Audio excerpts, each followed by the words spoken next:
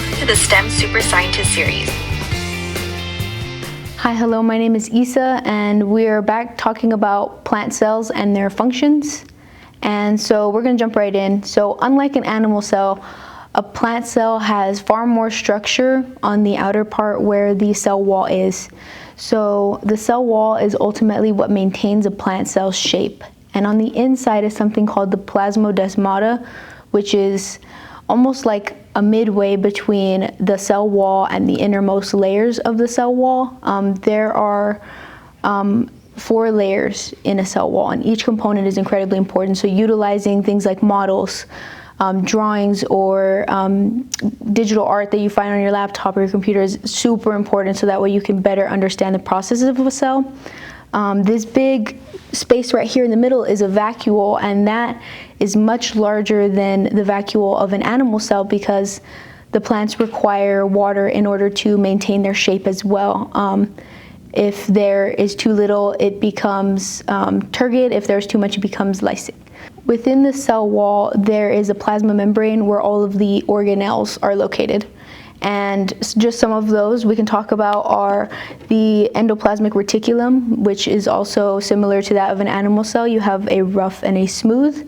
And again, the rough is what synthesizes proteins, and the smooth is what processes and maintains the production of lipids or fats. So of course we have a nucleus, and again that is where all of the DNA is stored within the cell. They also have a nucleolus, which is responsible for the recreation of proteins. So there's something called a cytoskeleton within the plant cell wall. It is almost like a microtubule in an animal cell. Ultimately, it helps it maintain its function and its shape on the inside. We also have the Golgi apparatus, just like that of an animal cell.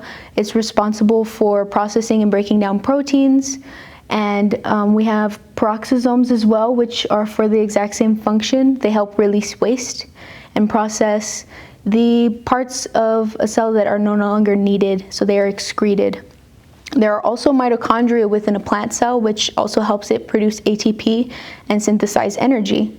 And we also have ribosomes, which are responsible for not only the production, but the synthesis of proteins and also energy.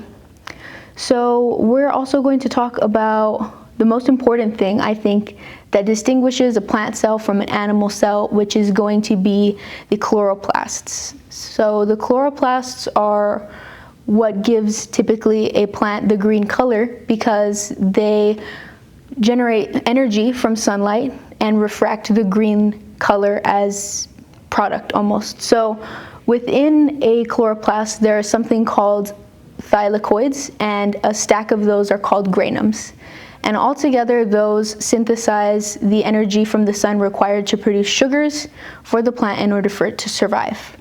So biggest distinguishing features of a plant is it has chloroplasts.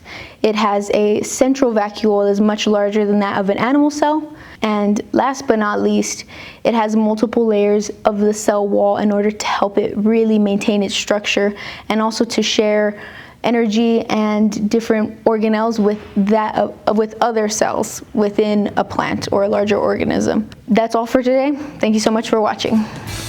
That's a wrap for today's episode of STEM Super Scientist series.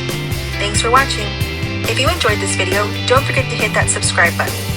Until next time, keep learning, stay curious, and we'll see you in the next STEM Super Scientist episode.